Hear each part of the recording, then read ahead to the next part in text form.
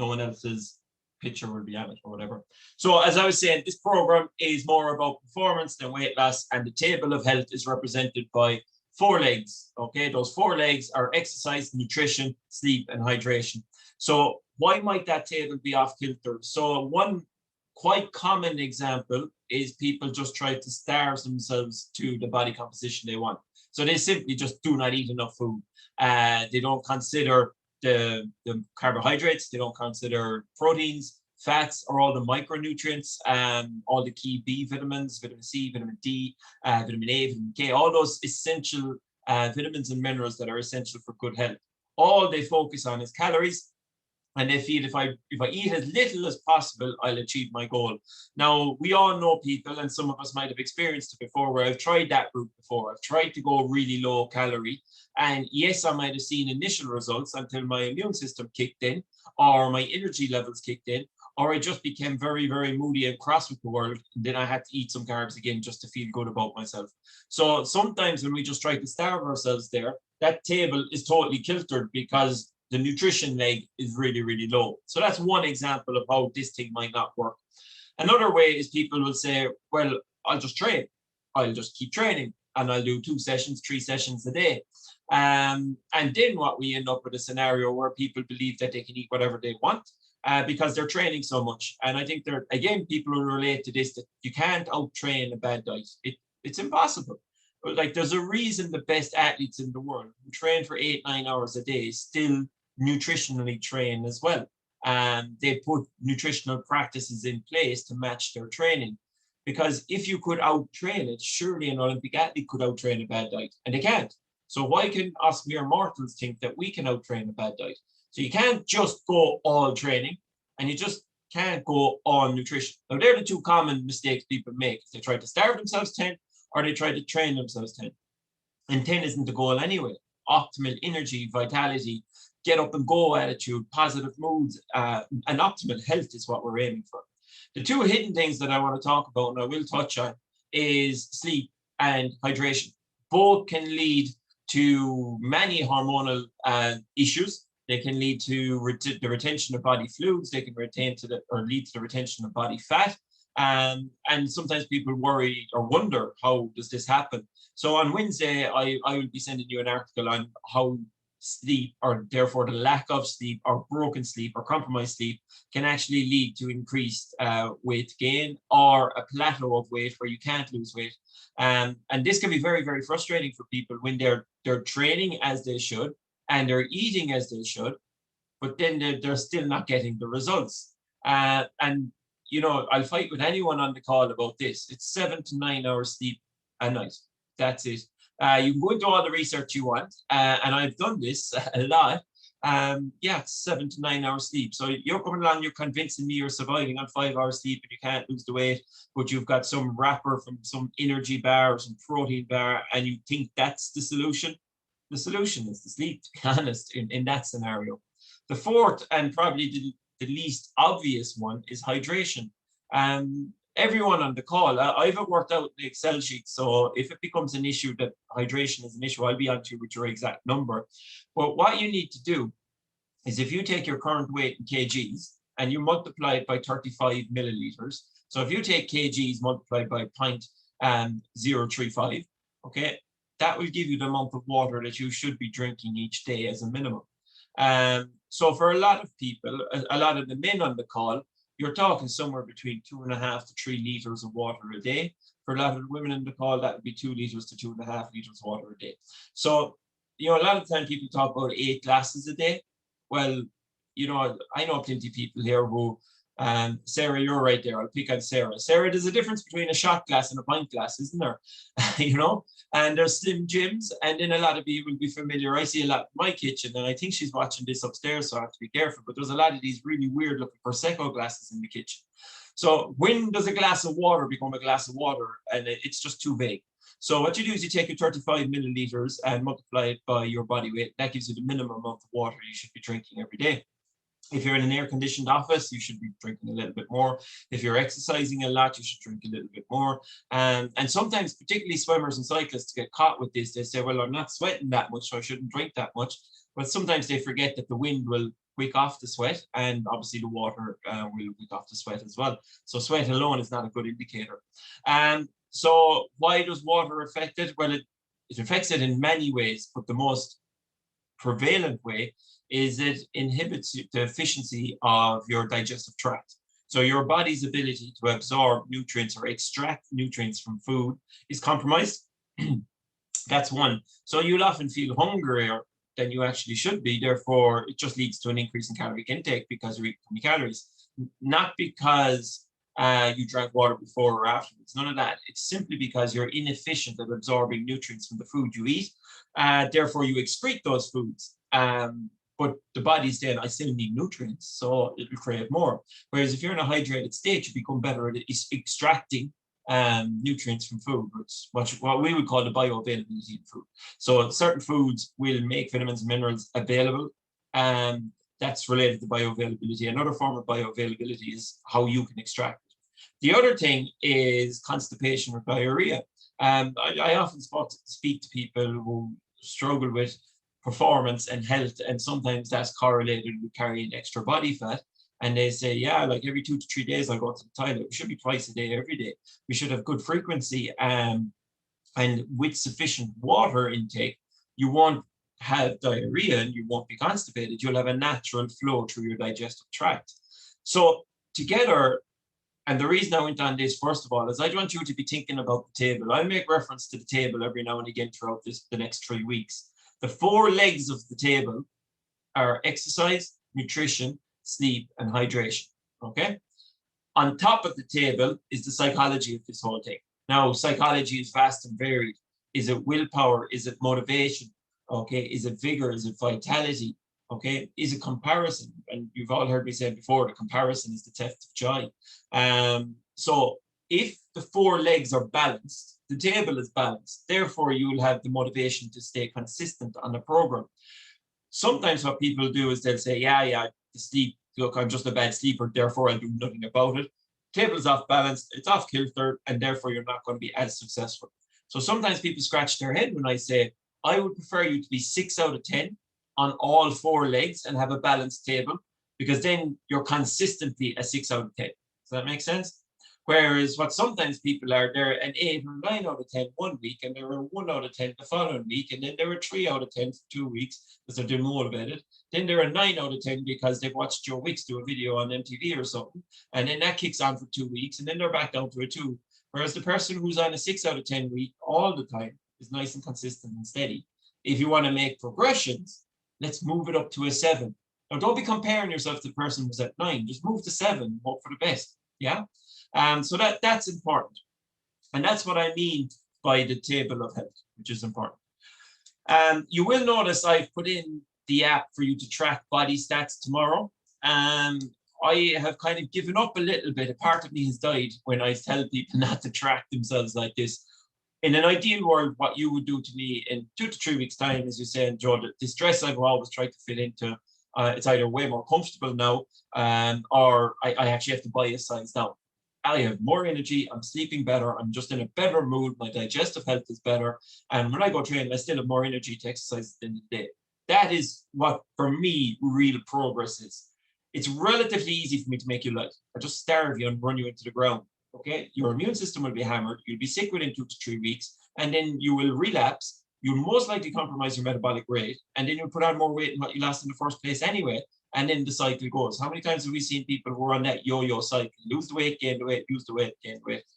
That's not what we're about in Mysis. We're more about overall health, and in particular, in relation to the biopsychosocial model of health. Okay, where the biopsychosocial model of health will state that we should have balance between our biology, our psychology, and our sociology. So this is one of the reasons Saturday week, okay, the second Saturday of the program, I would be really pushing you to have a key enjoyment date where you actually go get the Chinese, you drink the bottle of wine and a half or whatever you want to do, okay? And that will be very good for your psychosocial health. It blows off a bit of steam, it helps you relax. It's not the best thing for your biological health, but we have to have balance between them all, which is the most important thing. And so when we're tracking those stats tomorrow, the one I would like you to track most would be the girth measurements to see does your body shape actually change. I would be naive to think that some of you aren't going to weigh yourself. So weigh yourself if you want to. If you don't want to, that's absolutely no problem.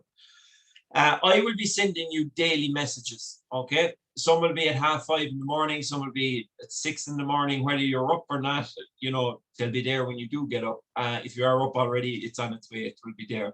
I'll also send you articles and little prompts throughout the day, and I'll also kind of send you a text to remind you what's coming up the following day, okay? Now, there isn't much point me sending you a message tonight to tell you what's coming tomorrow when I can tell you right now, okay?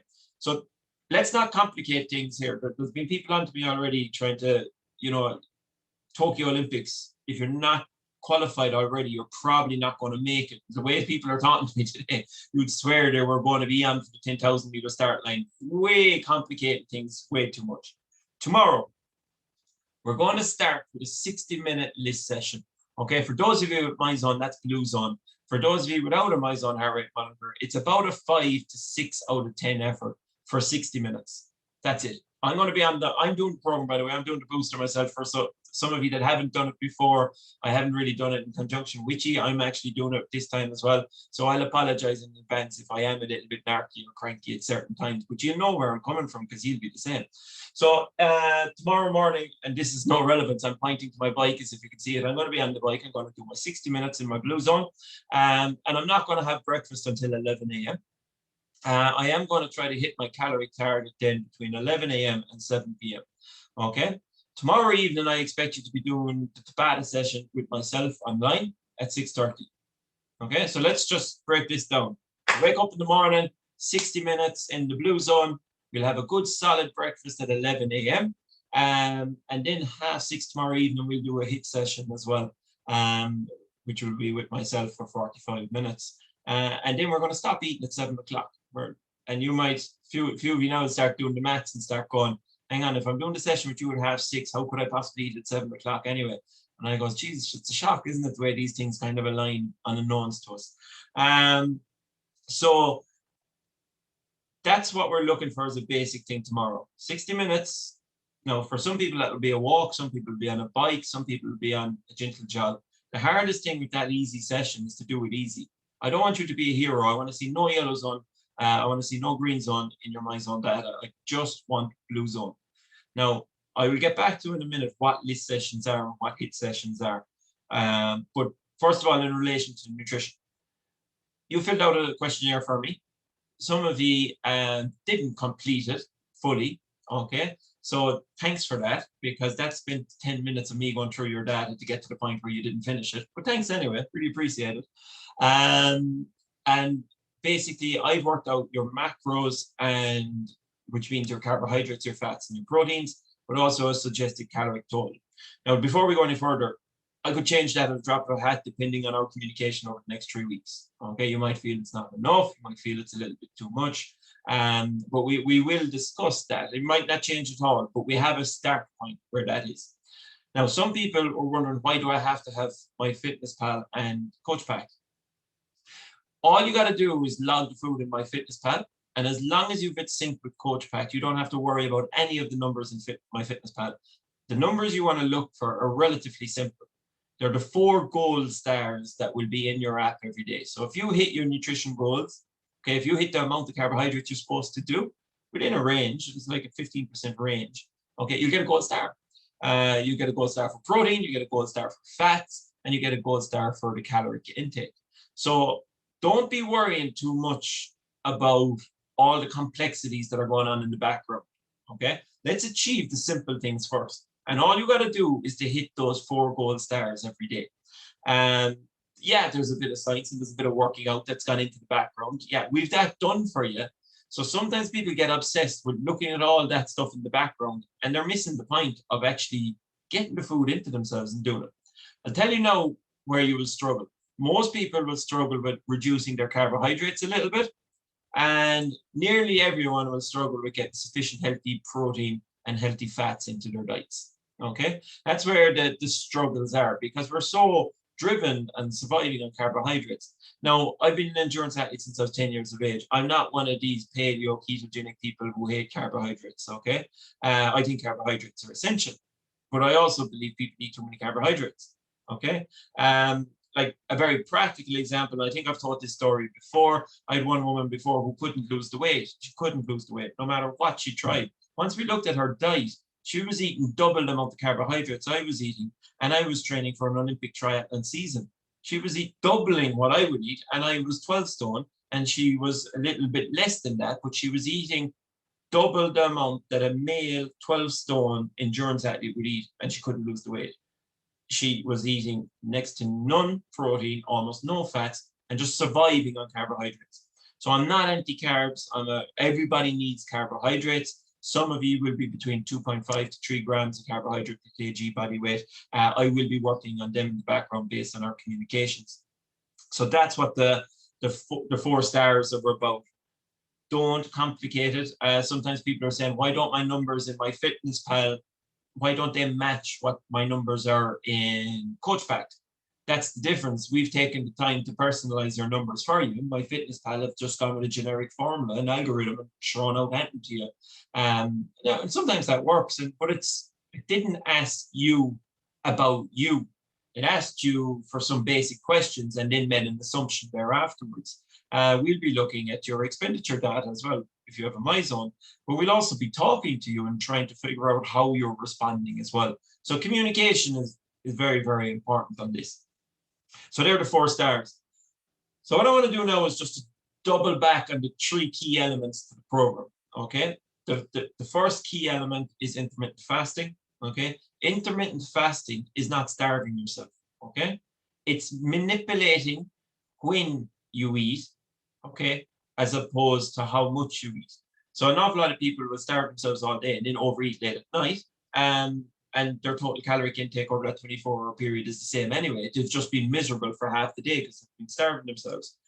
What a lot of people on our program struggle with is getting the food in early enough. And a lot of you be sick of this stupid story that I'm always telling, but imagine your body as a car. Everyone's body here is a Lamborghini.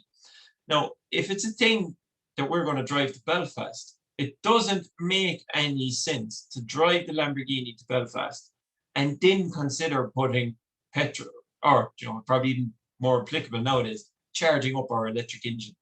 All right, we don't put the fuel in at the end of the journey, but so many people do this with their own bodies. As they say, I'm too busy for breakfast. I'm busy. I'll have a coffee and a piece of chocolate at 11 o'clock. I'll grab a wrap at lunchtime, and then I'll have my dinner later on in the day. And then they can't figure out, well, I haven't eaten that much. How on earth do I have a little bit of extra body fat on my body? The problem with that is when you put fuel into an engine, it burns it and it creates performance. Okay, so if you put the fuel in earlier on in the day, you now have fuel for performance, so you would perform better. So whether that's performing at work, performing as a parent, performing as a friend, performing as a husband, wife, whatever the hell you want to perform at, you're now putting the fuel in so that you can perform, as opposed to trying to run on empty all day. Now, the problem with putting the fuel in at the end of the day and just throwing all your calories on the tail end of the day is that food intake isn't retrospective. You can't put in 1,500 calories in one meal, which is very easily done, by the way. You can't just put that in and say, well, because I haven't eaten all day, this is somehow less than 1,500 calories. No, it's still 1,500 calories. When that food goes in, it's got 2 options. We can either use it to fuel in energy production. So we can either burn it off, or we're going to store it. It's as simple as that. And the body stores excess energy as body fat. So we're going to use it or store it. Now, if you're taking it in very late at night, you don't really have the opportunity to burn off 1,500 calories. So your only other option is to store it. Regardless of how little you've eaten all day, it's irrelevant. And that's why, and you've all heard the phrase before, breakfast like a king, queen, lunch like a prince, princess, or dinner like a pauper. Or put the fuel into the bloody car before you drive it anywhere. It's the same principle. And sometimes people go, it can't be as simple as that. And you're kind of going, well, why do people eat too late at night and struggle with their weight? Why do the ads for breakfast cereal come on at 10 o'clock at night when you're watching tech? How many people watch ads anymore anyway? It's always Netflix or Amazon Prime or whatever, irrelevant story. But my point being is that if you're trying to take the food in that late at night, you can't really burn it off, so your only option is to store it. So intermittent fasting isn't about eating less food. It's about getting the nutrients into your body at a more appropriate time. Does that make sense? So that's the first message. The other objective of intermittent fasting is to extend your fast. Okay. So some ways, sometimes I'll be working with you on a 16-8, meaning that you've got an 8-hour feeding window. So for tomorrow, for example, we're going to work off 11 to 7. Yeah, that's 8 hours. Or on other days that we'll work from 8 to 4 or 7 to 3, depending. Let's talk about it. But generally, it's an 8-hour feeding window, which means that there's 16 hours of the day that you're not eating. Okay. And a big struggle for people here is to actually eat enough food within that 8-hour period, because they're so used to going so long and then overeating, which if you wrote this down on a piece of paper is the exact same on the opposite, which is a contradiction. What I'm saying is eat more now and then use that energy to propel you for the time that you're fasting, as opposed to fasting and performing very poorly, then overeating and storing it as body fat. So we're just moving the feeding opportunities forward, and then we're extending the fast overnight. If you are getting your 8 to 9 hours sleep, we could say, right, there's 8 hours sleep, there's 8 hours eating, and there's 8 hours fasting. That's how this works. And that makes logical sense. And once your body adapts to it, some of you will adapt in 3 days, some will be 4 to 5 days, some of you will take 10 days, and it's a complete lottery. There's no genetics at play here. There's no, routines or work jobs or anything. People just are individuals and adapt differently. So I will be manipulating the feeding windows. That's as complicated as this intermittent fasting gets. Okay. Mondays, Wednesdays, and Fridays are 11 to 7. Tuesdays and Thursdays, we will be eating a massive breakfast, as big as you can, at either 7 or 8 in the morning, and then bang on 8 hours to that, which will be 4 o'clock in the evening. Okay. So we're going to have some nights, and some of you will have copped this already, that if I finish at 4 o'clock on a Tuesday and I don't eat until 11 o'clock on a Wednesday, that's 19 hours. So where's the 16-8? This is me admitting to being a complete and utter snake and actually sneaking in extra hours of fasting without you knowing, which defeats the purpose when I'm telling you that I'm doing it. But I don't want people coming back and telling me I made a mistake. I know what the story is there. So what does intermittent fasting do? It prolongs the period of time that we are surviving off the energy that we're providing into the body. Therefore, we have to tap into alternative sources of energy. So your primary energy source is going to be carbohydrates in the food that you eat. Okay. Another energy source that we can use is fat. We can use fat. And a third energy source that we can use is protein. We really don't want to use protein. Okay. And I'm slightly going off topic here, but a lot of the time, the people that don't eat enough calories on an ongoing basis for an extended period of time, have you ever seen them? And, Posh Spice was a typical example. She was clearly 10, but she didn't look any way athletic or any way toned, or you'd never see her in a bikini or anything like that, because she probably had the body of a 12-year-old boy with 2 balloons surgically implanted. That's effectively what she had, without sounding totally unethical. But she had wasted away so much that she started breaking down protein. Now, what are your muscles predominantly made of? Protein. They are predominantly protein. So if you depend on protein as a source of energy because you've spent so long in a caloric deficit, you're actually going to lose muscle mass, which is the thing we tone and shape and makes the body look better. And the other problem with losing muscle mass is that muscle is very metabolically active. So when people talk, I have a high metabolism or a high metabolic rate, well, the more muscle mass you have, the higher your metabolic rate is. Therefore, the more calories you can eat, or the more calories you burn because you have more muscle mass. This is why people, when they constantly yo-yo diet and go on the low-calorie approach, find it very, very hard to lose weight. And unfortunately, over extended periods of time, end up progressively adding weight. Now, it undulates, they lose it, they gain it, they lose it, they gain it, but over time, it's making its way north, because they're losing bone density, osteoporosis, bone disease. They're losing muscle mass, which will inhibit their metabolism and their metabolic rate as well, which is problematic. So I got onto that rabbit hole by saying we can burn carbohydrates, fats, or proteins. I'm saying to you, I don't want you burning proteins. Yeah, that's a problem. Often people are eating too many carbohydrates, but we are paring that back, and I've given you your carbohydrate guidelines. So the one we want to burn in the middle is body fat, okay? So just for a little bit of context, 1 pound of human body fat is about 3,500 calories. So if you take 3,500 calories and divide it by 7, as in a week, that's 500 calories a day. So if we can create a 500 calorie deficit a day over 7 days or 14 days, we can lose maybe a pound a week of fat. Now, I'm not saying lose a pound a week of weight, because if you're dehydrated, you're lighter. If your bones are weak and brittle, you're lighter. If you've no food in your system, you're lighter, okay? I'm talking about losing body fat, but still retaining good, strong bones, so that we can prevent a lot of diseases later in life, like chronic or osteoporosis, brittle bone disease. If you want to have a toned body and definition, well, you can't tone body fat. You can tone muscle. So we definitely don't want to lose muscle. So the fasting is geared around getting you to eat good, healthy food, real food, sourced locally, cooked properly. I'm more interested in the carbohydrates, fats, and proteins than any calories. If it's a thing you're having a surplus of calories, we can just exercise and look after that. Forget the calories and look at the nutrients in the food. The more nutritious, the more healthy, the more real the food, the better the outcome will be for your overall health. The better your health, the better your body composition will be in the long term, okay? The other two elements on this program, so we've got intermittent fasting, and then you've heard of LISS and HIIT. LISS are low intensity, steady state sessions. This is where your heart rate is in around that 65% of your maximum heart rate. So for those of you with a my zone, that's the blue zone.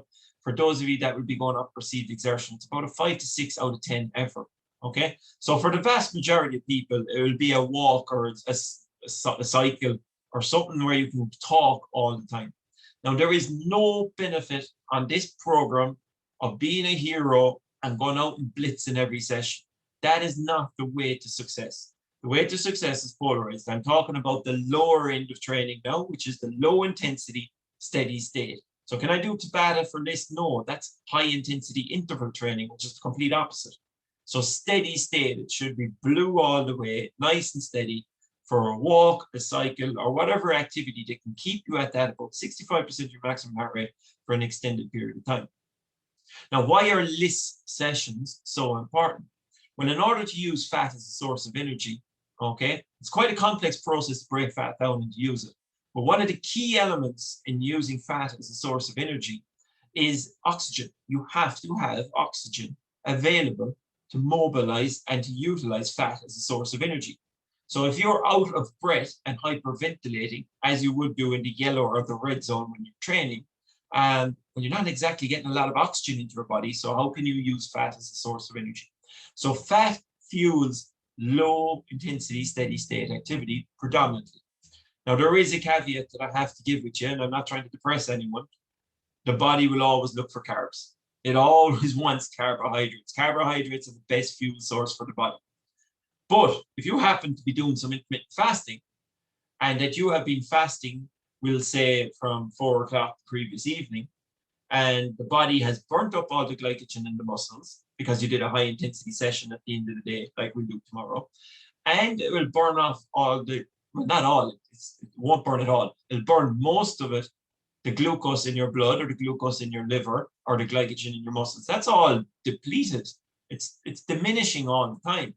So that when you get up the following morning to do your 60-minute LISS session, the body will say exercise, carbohydrates, and the body will read the situation and say, feck it, there's hardly any carbohydrates here.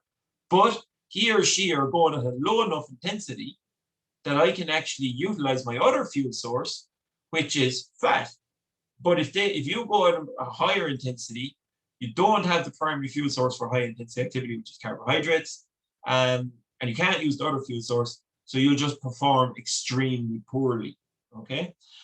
So if you're doing your fasted cardio sessions in the morning, the LISS, they have to be at that low intensity state. First of all, because you need oxygen to burn fat, but secondly, we will have depleted our glycogen and glucose stores from the overnight fast. So our only option is to burn fat, okay? So some people have been on to me, can I move this session, move that session? And I goes, no, you move one element, you got to move all three. because they're all interacted with each other, okay? Because we want to put the body in a physiological state so that it's optimized to burn fat by doing a certain activity, okay? So when you hear people advertising a spinning session for 45 minutes that is in the fat burning zone, they're wrong. Now, it's good marketing, it's good sales. There's someone who's, and I don't want to brag or anything, but I've lectured in exercise physiology since 2006, and I love this stuff, and I really read up. It's just wrong. It doesn't make any physiological sense. This program for me is not about starving, but it does make physiological sense. And that's why it works when people do it. Okay. So we've got the intermittent fasting. Okay. We've got the low intensity steady state sessions, which are just as important as the high intensity state sessions. And that's often a struggle for people who love to sweat it out and to really maul training and really break it down and really tear after it. And, you know, the hero who breaks every session but still doesn't get the results. Maybe now we understand why the results haven't been coming, that we haven't done enough of the right type of training. Therefore, we can't just do more of the wrong type of training. So HIIT sessions, or high intensity interval type sessions, are interval, obviously, in nature, and they bring you to a very, very high heart rate where you're going to predominantly depend on carbohydrates, okay? Once you're up into that 80% zone, you're going to work off carbohydrates. So any of you that have done triathlons or marathons or anything like that before, I've been on your chops all the time saying 60 grams an hour. We need 60 grams at least of carbohydrates every hour after the first hour, okay? Because that's the fuel source you're burning there. There's no point saying, oh, you can actually burn fat racing. Well, technically that's correct, but your racing performance is going to be rubbish because you're using the wrong fuel, okay? Just because you can do it doesn't mean it's the best thing to do. So the purpose of the HIIT sessions on this program are to deplete your carbohydrate stores in advance of the overnight fast so that we can really mobilize body fat in our fasted sessions, okay? So which is more important, intermittent fasting, the LISS or the HIIT? So they're all of equal importance. That all three are needed, and the timing is important. The timing is important, and that's why when people say, "Can I move this and can I move that?" Look, if you're going to miss the session because you're working a double shift or anything like that, you've missed the session. Draw a line in the sand and start the following day. Don't try to make up sessions because that's a way of making yourself sick. You're going to be in a caloric deficit state, and you're doing too much. You might get away with it for a week or 10 days, but eventually your immune system will fight back, and you will slow down, you will be chronically fatigued, and you have no energy. And that's the body's way of saying stop. But if you manage to keep going, the next thing you'll get sick. Okay. So if you miss a day, miss a session, you've missed it. Build a bridge, get over it. Don't try to make it up. Okay. Because the sessions are set up in a way for us to do that. So what I'm going to do now, guys, is I'm just going to quickly share my screen just to show you the overall plan, if that's okay. So just give me one sec. I just have to chop and change a few little things here.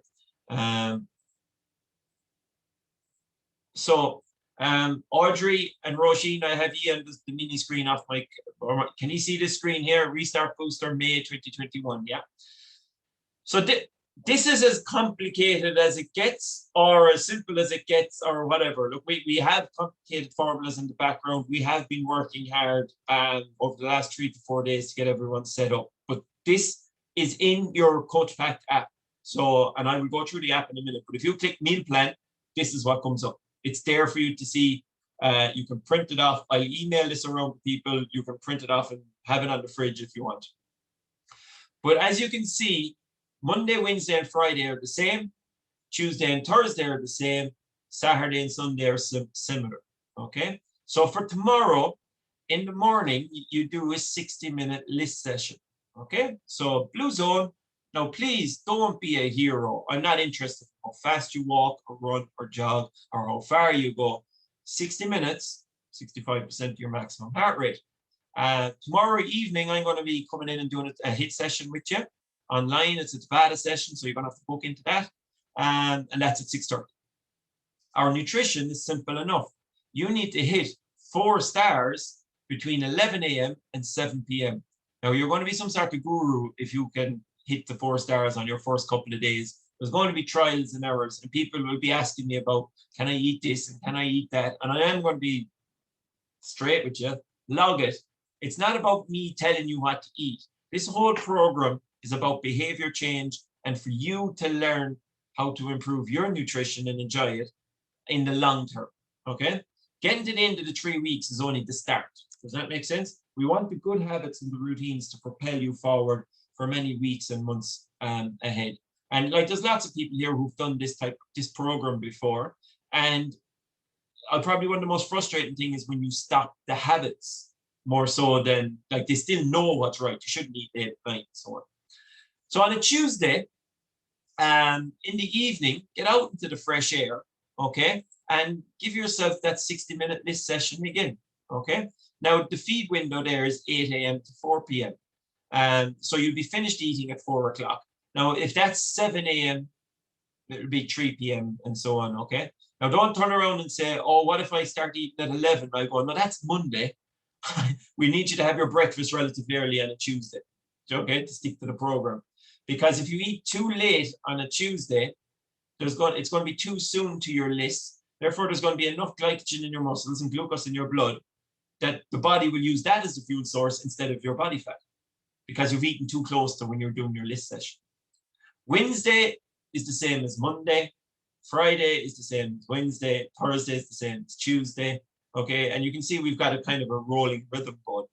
On Saturday, and I will be texting you 4 to 5 times a day, if not more, every day for the first week. So you'll know what's coming up the following day. But for this Saturday, on Friday evening, I kind of predict that I will say to you that I want you to do Jack's movement and mobility session. Now, you can do your 90-minute list before that or after it. Now, some of you will say, well, I have to take the kids to this and I have to take, yeah, we know life always gets in the way. So what way can we meander? Does it mean getting up a little bit earlier? Does it mean someone else does it? You know, we'll figure a way. And you hit your 4 stars as well. I want you to forget about intermittent fasting on Sundays. Don't even think about it, okay? All I want you to do is to hit your 4 stars, which are your carbohydrates, your fats, your proteins, and your calorie total. So if it's a thing that you are going to have a little bit of a treat, great, but just try to stay within the threshold. Saturday week, which will mark the middle of the program, we're going to have a proper glow up. Yeah, proper one now. Pizza, beers, wine, the whole lot. But if you think you can do that every week throughout the program and still make progress, you're fooling yourself.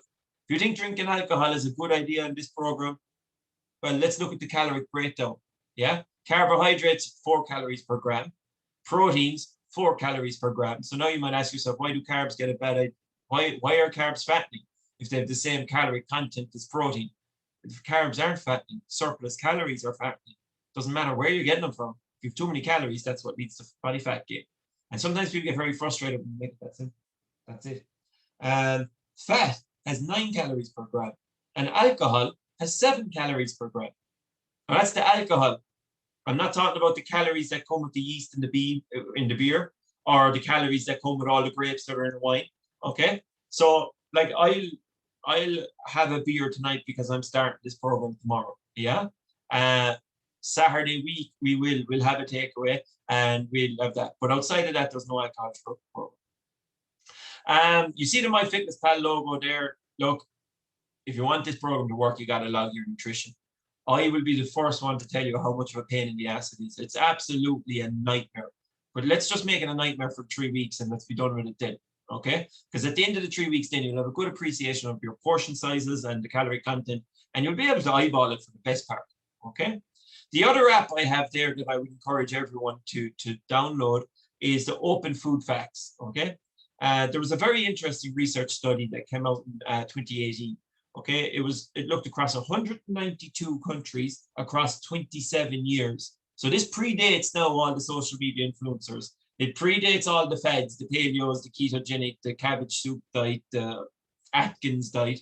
It predates all them, and it's spread across enough countries, 192 of them, for 27 years to leave all religious biases and everything out.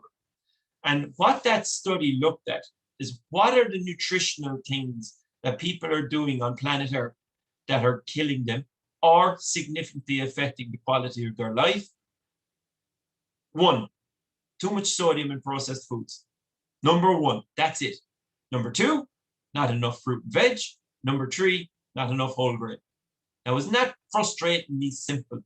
27 years, 192 countries, and that's what they came up with.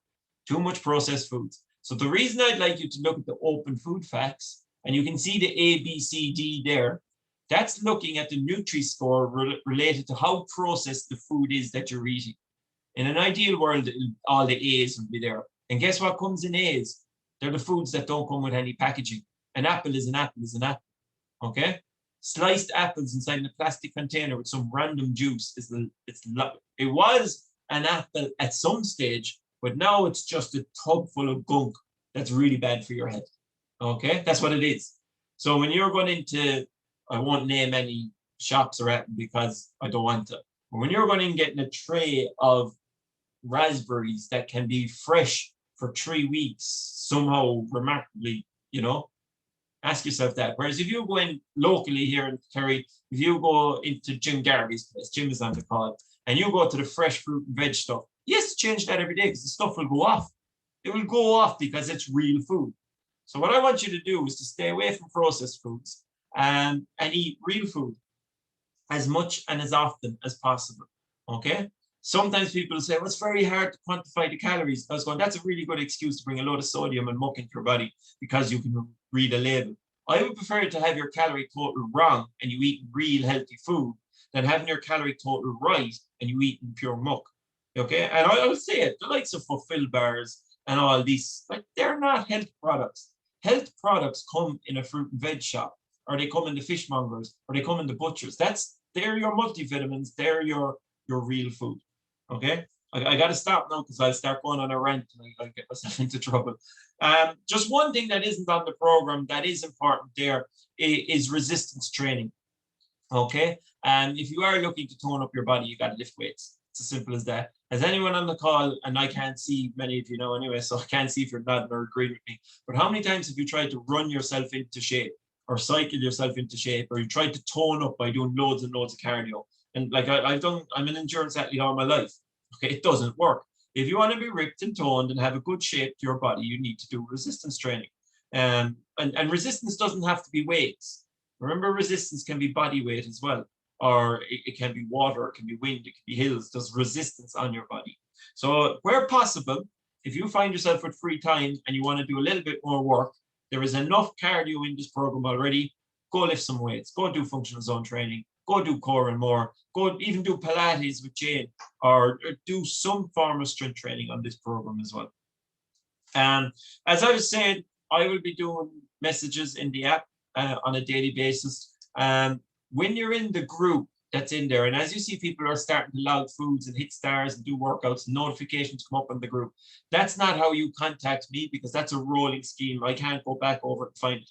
If you want to talk to me, send me a message in the Coach Pact app in the message system. I've messaged everyone, I plagued everyone today a little bit.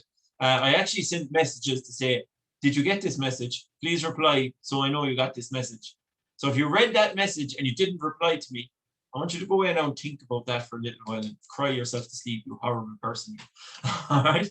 I'll be okay. I'll be okay. But obviously, some of these messages will be automated, but the replies are real. Yeah. Does that make sense? So I can't, there's 78 people doing the program. I can't be going, hi, Joe Blogs, are you feeling okay today? All right, whereas I can put out an automated message. And if you reply to that, then I reply to that. Does that make sense? So that's a full disclaimer. So I briefly mentioned Jane's Pilates there, okay? I know it sounds like you're doing a 3-day session on Mondays and Wednesdays if I suggest for you to do Pilates on a Monday and Wednesday, but I don't see it as a 3-session. You've got one session there, which is the Tabata. The list session is more of a mental well-being thing. You're getting out and getting a walk, getting some fresh air. Whereas the Pilates can be great with helping you relax and wind down, because a lot of you will suffer from emotional hunger, okay, as opposed to physical hunger, particularly if you're used to snacking or eating late at night, okay? So by doing the Pilates, and particularly the 5 to 10 minutes that Jane does at the very end, where you wind down and lie on the floor and switch off, most of you are wired at night time because you're eating too late, and you got the blue screen stimulus from your tablets and your iPhones and all that, which is playing havoc on your sleep. Okay, so you'll notice I've put in a digital detox habit for everyone to do. Okay, ideally you would not look at your phone for 2 hours before you go to bed. And for those of you that use your phone as an alarm clock, I want you to Google now. You can quickly Google after this, and I want you to Google alarm clock, and a picture of an iPhone doesn't come up. Okay, you can buy an alarm clock. I priced them recently, about $480 is the price I got from an alarm clock. You can put it on your bedside locker, and that will wake you up as well.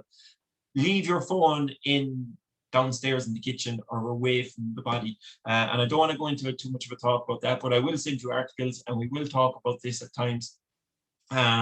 Why digital exposure late at night is so bad for you and how it affects your sympathetic nervous system and keeps you awake. That's part of the reason why I want you to do Pilates. On Wednesday, I'm going to send you a message as well. Ironically, for apps on your phone, one of them is called Headspace, and the other one is Calm. And these are things that maybe when you're doing your list sessions, they can be great. There's one I actually listen to it sometimes. I was on the bike the other day and I wanted to just take it easy. And what it was is actually the sound of the ocean then in your ears, just chilling. Because we're so wired and we're so hungry for information, we don't know what it is to relax. So Headspace or Calm, I don't care which one you use, but that could be something that will help you switch off a little bit, because we're always switched on and that's not good for your health at all. So we're now at the point where I just want to say, let's go. So to recap, tomorrow morning, before work, before school, whatever, I want you to do 60 minutes list session, low intensity, steady state. For those of you with a MyZone, that's 60 minutes in Blue Zone. If you don't have a MyZone, it's about a 5 to 6 effort, 5 to 6 out of 10 effort. So for most people, that's a walk, a little bit faster than easy pace. Okay. For those of you that are quite fit and your resting heart rate is quite low and your maximum heart rate is quite high from training, it might mean getting on the bike, sitting it on erg mode and cruising along at an erg mode setting that will basically keep your heart rate in that zone. That is exactly what I'll be doing. I'll be just banging in 160 watts and pedaling for an hour. It'll keep me in the blue zone there. We'll start eating then at 11 o'clock. Personally, I will be chasing a big omelette with some smoked salmon in there. There'll be cherry tomatoes. There'll definitely be paprika. I might sneak in a little bit of cheese and then a bit of avocado and burnt toast on the side. And every 2 hours after that, I'm eating. My own personal goal is to drop a bit of body fat.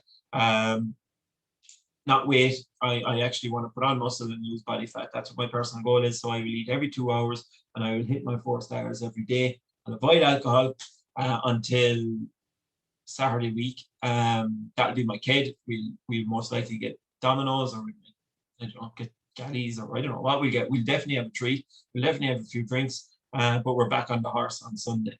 That's how that's going to work. So guys, I'm at the point now where I just want to say, let's go. Let's get started. I am going to stop the recording now because I'm going to open it up to Q&A, but I just wouldn't like people's personal pictures to be on the recording for GDPR and everything.